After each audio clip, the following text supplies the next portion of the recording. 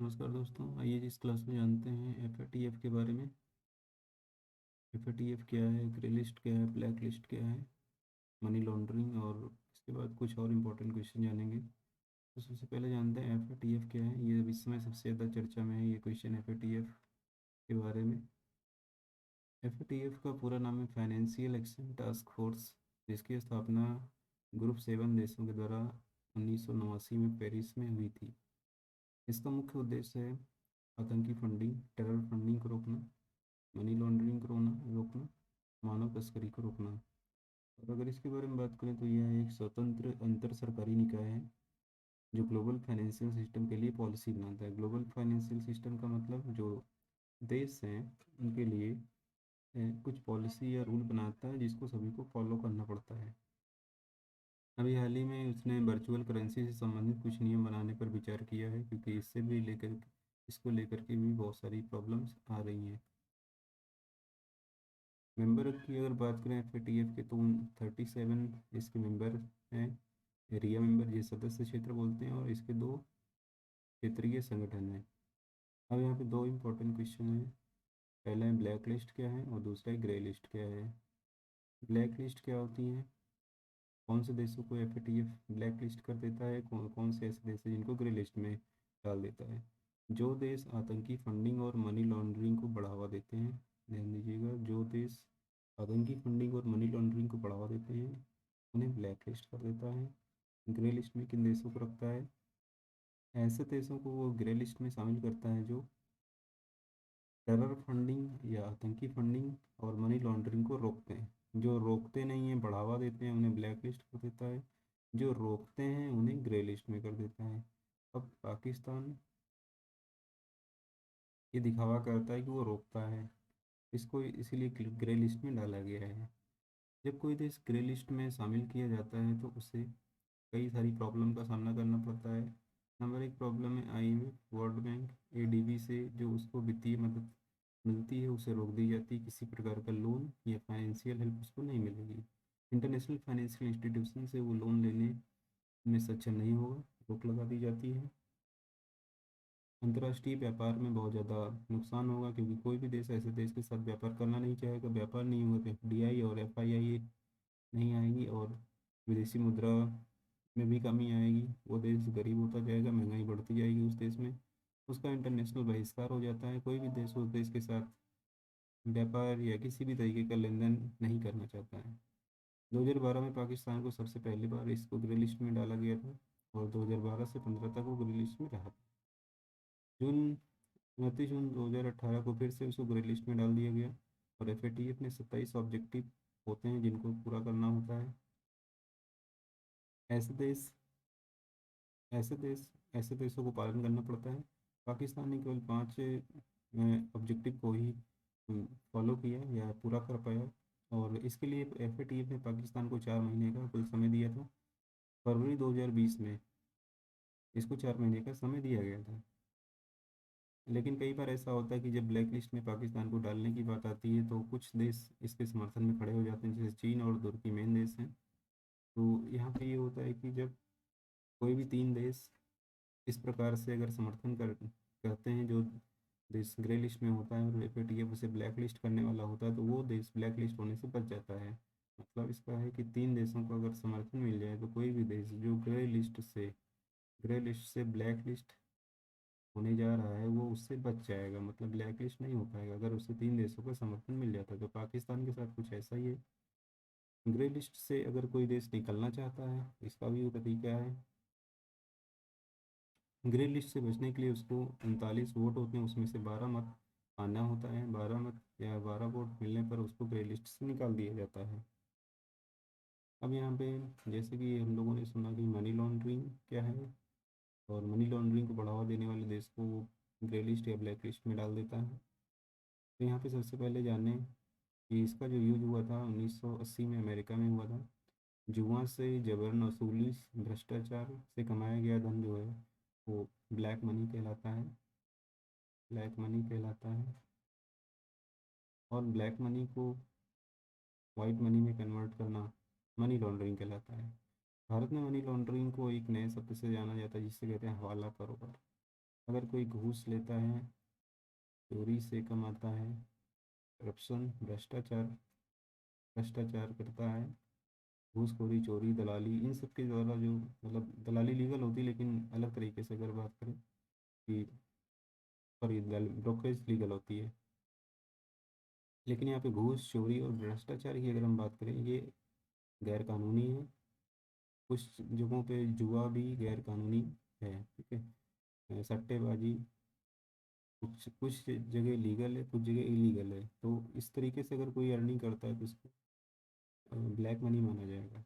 अब जैसे हम इसका एक उदाहरण देते हैं यहाँ पे,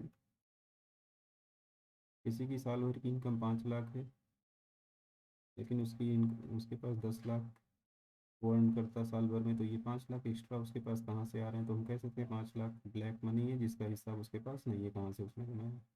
तो बहुत से लोग होते हैं इसको इस एक्स्ट्रा पैसे को वाइट मनी में कन्वर्ट कर लेते हैं आसानी से, तो इसका भी एक प्रोसेस होता है। ब्लैक मनी को वाइट मनी में 3 तरीके से कन्वर्ट किया जाता है। मतलब मनी लॉन्ड्रिंग जो प्रोसेस होता है वो 3 तरीके से होता है, इसके 3 चरण होते हैं। पहला पॉइंट यहाँ पे लिखा है प्लेसमेंट, दूसरा है यहाँ पे लेयरिंग, और तीसरा पॉइंट यहाँ पे है इंटीग्रेशन।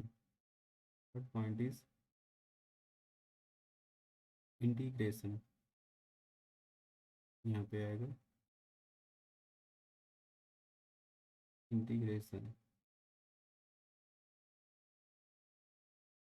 तो यहाँ पे जैसे पहला पॉइंट यहाँ पे प्लेसमेंट, मनी लॉन्ड्रिंग का पहला जो चरण होता है प्लेसमेंट। प्लेसमेंट का मतलब क्या होता है? कलेक्शन ऑफ डर्टी मनी, मतलब अगर कोई घूस से कमा रहा है, घूस से कमाया गया जो धन है उसको कलेक्ट करना, इकट्ठा करना, collection of dirty money placement कहलाएगा। मतलब ये पैसा कलेक्ट किया जाएगा और उसके बाद उसी पैसे को यहाँ बैंक में ले जाके जमा कर दिया जाएगा।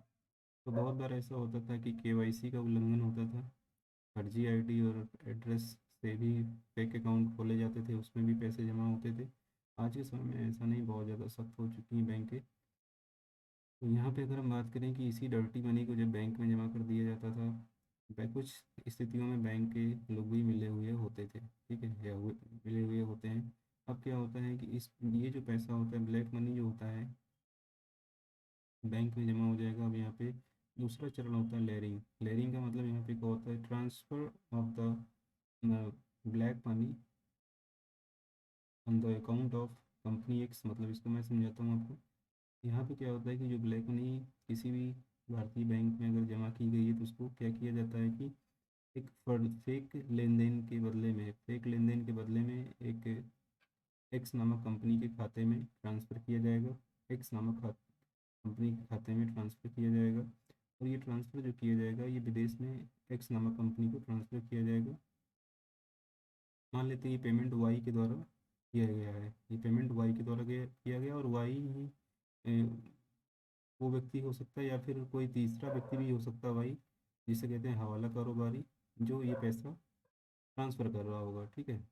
तो अगर ये पैसा जो है यहाँ पे वाई के द्वारा ट्रांसफ़र किया गया है एक्स के खाते में, वायर ट्रांसफ़र मतलब ऑनलाइन ट्रांसफ़र होता है, फेक फर्जी डॉक्यूमेंट बनवाए जाएंगे, दिखाया गया है कि $200, मान लिया $200 की कोई वस्तु खरीदी गई है, तो इसका फेक डॉक्यूमेंट बनवा लिया गया $400 का। यहाँ पे $400 मतलब 200 एक्स्ट्रा डॉलर जो यहाँ पे मान लिया जमा है, तो ये पैसा वायर ट्रांसफ़र के द्वारा जो है, जो वाई है इसको एक्स कंपनी के खाते में ट्रांसफ़र कर देगा, ठीक है। अब वो पैसा यहाँ पे मान लिया $200 ये ब्लैक मनी के साथ प्लस $200 और जो है, ठीक है, ये फेयर मनी है, ये मान लिया ब्लैक मनी $400 कुल यहाँ पे आ चुका है, ठीक है। फेक डॉक्यूमेंट बनवाया गया था जिसमें $200 एक्स्ट्रा दिखाया गया है। अब ये पैसा आ चुका है वायर ट्रांसफ़र के द्वारा यहाँ पे एक ऑफशोर बैंक का मतलब ये बैंक विदेशी बैंक है, विदेशी बैंक के खाते में आ गया है। अब बहुत सारे नियम ऐसे होते हैं कि विदेशी बैंक के खाते में यदि पैसा चला गया है तो वहाँ से इसको वापस नहीं लाया जा सकता। बहुत सारी ब्लॉक होती है, जैसे स्विस बैंक के खाते से आज तक पैसा वापस नहीं आ पाया भारत में, ठीक है। तो इस पैसे का यूज जो है अब यहाँ पे जब आ चुका है तो इसका यूज़ कहाँ पे किया जा सकता है? वाइट मनी में कन्वर्ट कर सकते हैं, वहाँ पे कार खरीदा जा सकता है, बंगला खरीदा जा सकता है, फैक्ट्री में निवेश किया जा सकता है, होटल वगैरह में निवेश किया जा सकता है, ये वाइट मनी में हो सकता है। या फिर इसी पैसे को निकाल करके यहाँ पे लोन के रूप में कंपनी वाई जो है इसको ले लेगी और फिर उसको अपना वाइट मनी में दिखा देगी कि मैंने ये पैसा बैंक से लोन लिया है, तो बैंक इसमें मिला हुआ होता है।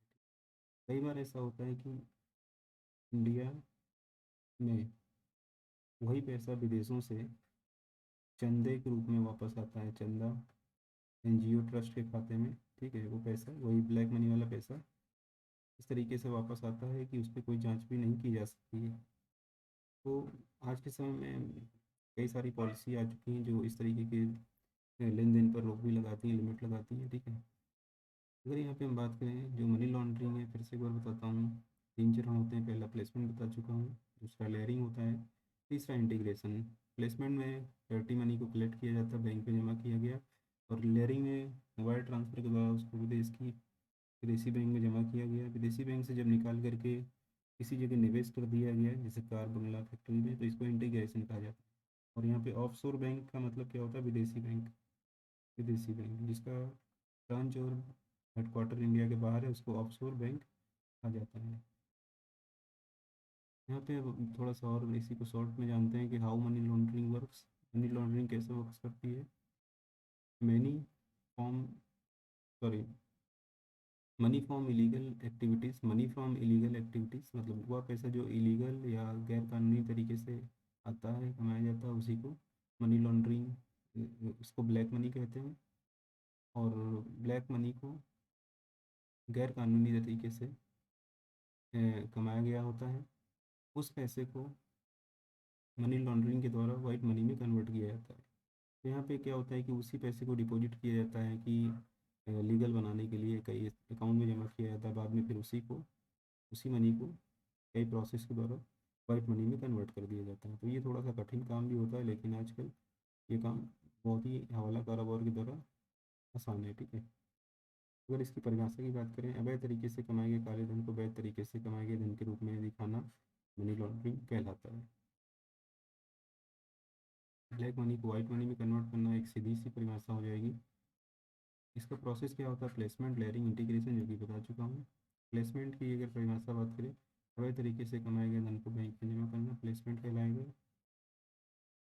लेयरिंग की अगर परिभाषा की बात करें कि यह दूसरा चरण होता है, धन को छुपाया जाता है, बुक ऑफ अकाउंटिंग में गड़बड़ी की जाती है, संदिग्ध लेन देन करके असली आय को छुपाया जाता है। कई बार ऐसा होता है कि ये पैसा बॉन्ड, ट्रेवलर्स चेक या इंपोर्ट बिल के द्वारा दिखाया जाता है और इंडिया से बाहर इसको लेकर के जाया जाता है। ज़्यादातर पैसा स्विस बैंकों में ले जाके जमा कर दिया जाता है, फिर वो पैसा वहाँ से वापस आसानी से नहीं आ पाता है। तो अगर हम बात करें ये स्विस बैंक कहाँ पे हैं? स्विट्ज़रलैंड में बैंकें हैं। स्विस बैंक कहाँ पे है? स्विट्ज़रलैंड लैंड में है। इस प्रकार की जो बैंकें हैं ये मतलब कस्टमर के पैसे को बहुत गुप्त रखती हैं, किसी को इसकी इन्फॉर्मेशन वो नहीं देती। सबसे ज़्यादा ब्लैक मनी यहीं पर जमा है। और तीसरा पार्ट है इंटीग्रेशन का। इस प्रक्रिया में ब्लैक मनी को वाइट मनी में बदला जाता है। और इसमें कैसे क्या किया जा सकता है? जैसे कंपनी में निवेश किया जा सकता है, अचल संपत्ति मतलब ज़मीन, बिल्डिंग, इन सब में निवेश किया जा सकता है, या किसी कारोबार, होटल, बिजनेस, व्यापार में निवेश किया जा सकता है। तो ये होता है इंटीग्रेशन का पार्ट, जहाँ पे इसको लीगल मनी में दिखाया जाता है। पर अब इसके बहुत सारे एग्जांपल मिलते हैं। कई बार हम लोग सुनते हैं सेल कंपनी क्या होती है? सेल कंपनी फर्जी कंपनी होती हैं जो सिर्फ कागजों में होती हैं, कागजों में ही रहती हैं, लेकिन रियल वास्तव में उसका कोई लेन देन नहीं हो रहा होता। यह वह कंपनी होती है जो केवल कागजों में दर्ज है, कोई भी वास्तविक उत्पादन इनका नहीं होता, ना ही कोई इनका कोई लेन देन होता, ना ही इसमें कोई संपत्ति लगी होती है, ठीक है। इनकी बैलेंस शीट में बड़े बड़े लेन देन को दिखाया जाता है, कंपनी के नाम पर लोन लिया जाता है, टैक्स में छूट प्राप्त की जाती है, इनकम टैक्स रिटर्न नहीं भरा जाता है। सभी फर्जी कार्य से ब्लैक मनी कलेक्ट कर ली जाती है, जैसे कि नीरव मोदी वगैरह ने किया है, सेम यही किया है। सेल कंपनियां बना बना कर बैंक से लोन लिया इन्होंने, उसके बाद पैसा इकट्ठा करके इंडिया से भाग गए। तो ये सेल कंपनी का काम होता है। जांच होने पर, जब जांच होती है तो फर्जी डॉक्यूमेंट दिखाया जाता है, बैंक से साठ गांठ करके बच जाती हैं कंपनियां ऑडिट में। इस तरीके से ये लोग दिखाते हैं या फिर बैंक को पैसा खिला देते हैं। उदाहरण के लिए अगर हम बात करें, बड़े मकान, दुकान, मॉल को खरीदना अगर देखा जाए, तो ये जो जितने भी बड़े बड़े होते हैं, ठीक है, कागजों में इनकी कीमत को कम करके दिखाया जाता है, लेकिन रियल में इसमें ब्लैक मनी लगी हुई होती है। अब इसके बहुत सारे कुछ नियम आ चुके हैं, इसको रोका भी जा सकता है मनी लॉन्ड्रिंग को। इस सरकार के द्वारा इसको रोकने के लिए 2002 में prevention of money laundering act 2002 पास किया गया। इसमें 3 बार 2005, 2009, 2012 में सुधार भी किया गया। 3 जनवरी 2013 को राष्ट्रपति की इसको अनुमति दी गई बाद में। और 15 फरवरी से ये लागू है, जिसमें सज़ा का प्रावधान भी किया गया है, सज़ा और जुर्माने का प्रावधान किया गया ताकि इसको रोका जाए। Prevention of money laundering act 2012 में अगर कोई अपराध माना जाएगा, धन को अगर छुपाता है, अधिग्रहण करता है, कब्जा करता है, तो उसको अपराध की श्रेणी में रखा जाएगा। Use of proceeds of crime, मतलब इसको क्राइम माना जाएगा, जो कि prevention of money laundering act 2012 में बताया गया है। 2002 में आरबीआई, सेबी और आईआरडीए को इसके अंतर्गत लाया गया है। ऑनलाइन लेन देन मनी लॉन्ड्रिंग को कंट्रोल कर सकता है, क्योंकि आरबीआई, सेबी और आईआरडीए इस पे नियंत्रण लगाता है। अब कई बार ऐसा होता है कि लोग बेनामी संपत्ति में भी निवेश करते हैं। बेनामी संपत्ति के बारे में आइए जानते हैं, बहुत इंपॉर्टेंट क्वेश्चन है ये, क्योंकि ये भी उसी से जुड़ा हुआ है। ऐसी संपत्ति होती है जिसे किसी दूसरे के नाम से लिया जाता है, लेकिन इसकी कीमत का भुगतान कोई अन्य व्यक्ति करता है। जैसे यह एक मकान है, इस मकान को एक्स के नाम से लिया गया और भुगतान वाई ने किया। यहाँ पे इसका मतलब इसको बेनामी संपत्ति माना जाएगा। यहाँ एक्स को बेनामदार कहा जाएगा। दूसरे के नाम चल अचल संपत्ति में निवेश करना ही बेनामी संपत्ति कहा जाता है। किसी मित्र के नाम से पत्नी, बच्चा या नौकर के नाम से ऐसा किया जा सकता है। कई इसके कारण क्या है कि ब्लैक मनी जब ज़्यादा मात्रा में जमा होती है, तो इस तरीके से लोग उसको छुपाने के लिए यहाँ पे निवेश कर देते हैं। इनकम टैक्स से बचने के कारण दूसरे नाम से लोग खरीदते हैं ताकि पता ना चल पाए। अगर हम बात करें, किसी व्यक्ति की महीने में इनकम 20,000 है, लेकिन कमाई उसकी 50,000 है, तो 30,000 जो है वो काला धन है, जैसे कि मैं बता चुका हूँ। या इनकम उसने इलीगल या घूसखोरी से कमाई हुई, तो इसी को ब्लैक मनी कहा जाएगा। अब इतना पैसा इनके पास आ जाएगा, जाहिर सी बात है बेनामी संपत्ति ले लेके रख लेते थे ये लोग, लेकिन इसके लिए भी अब नियम आ चुके हैं। यदि आपने पत्नी, बच्चे या किसी के नाम से संपत्ति ली है और इनकम टैक्स का भुगतान किया है, तो वो बेनामी संपत्ति नहीं माना जाएगा। लेकिन अगर भुगतान नहीं किया गया है तो वो बेनामी संपत्ति में उसको, एक मिनट सॉरी, यदि आपने कहीं कुछ ऐसा, मतलब यहाँ पे यदि आपने अपनी पत्नी, बच्चे या किसी के नाम से संपत्ति ली है लेकिन इनकम टैक्स का भुगतान किया है, ठीक है, सॉरी फिर से बताता हूँ इसको। अगर आपने कोई संपत्ति खरीदी है, ठीक है, कोई एसेट्स ली है, अगर मान ली कोई घर खरीदा है और इसका आपने इनकम टैक्स पे किया है, तो ये जो है जाहिर सी बात है ये वाइट मनी लगी है, इसमें कोई भी हेरफेर नहीं हुई है, ठीक है। वही चीज़ यहाँ पे बताया गया है, इसको बेनामी संपत्ति नहीं माना जाएगा, क्योंकि जो भुगतान किया गया है उसकी जो इनकम है आपकी सैलरी से हुई है और ये घोषित है, ठीक है। कुछ कानून इसके लिए बनाए गए, जैसे 2016 में नोटबंदी लाई गई मकान, बिल्डिंग पर इसका सबसे ज़्यादा असर पड़ता है, क्योंकि सबसे ज़्यादा पैसा जो है ब्लैक मनी इसी में लगाया जाता था। बेनामी संपत्ति कानून 1988 में इसमें परिवर्तन किया गया और 2016 में संशोधन किया गया। 1 नवंबर 2016 से इसको लागू किया गया। संशोधित जो बिल है बेनामी संपत्ति लेन देन कानून 1988, इसका नया नाम कर दिया गया है।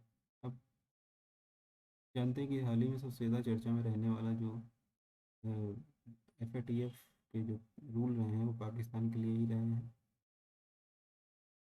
यहाँ पे कुछ चीज़ें हैं जो बता रहा हूँ आपको। जैसे ग्रे सूची से पाकिस्तान को सबसे बड़ी चपत लगी, सबसे ज़्यादा नुकसान हुआ है पाकिस्तान को।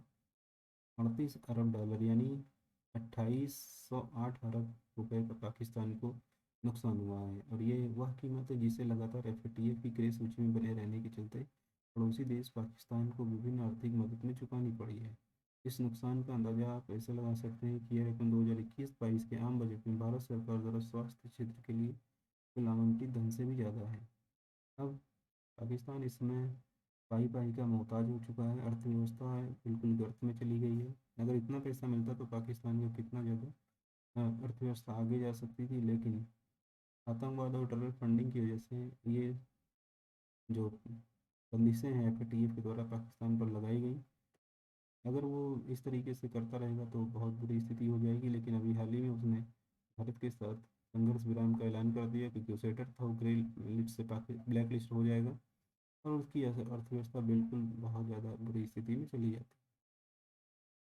विभिन्न क्षेत्रों में इसको अलग अलग प्रकार से नुकसान उठाना पड़ा है। जैसे 2008 में इसको ग्रे लिस्ट में शामिल किया है, 2009 में ग्रे सूची से बाहर हुआ, 2012 में फिर सूची में शामिल कर दिया गया, 2013 में सूची में अगले मूल्यांकन तक बरकरार रखा गया। 2014 में अगले मूल्यांकन तक स्थिति यथावत स्थिति में रहा, मतलब ग्रे लिस्ट में ही रहा। 2015 में ग्रे सूची से बाहर हुआ, 2018 में फिर शामिल हुआ, 2019 में अगले मूल्यांकन तक ग्रे सूची में शामिल रहा और फिर ग्रे लिस्ट में अभी है ये 2021।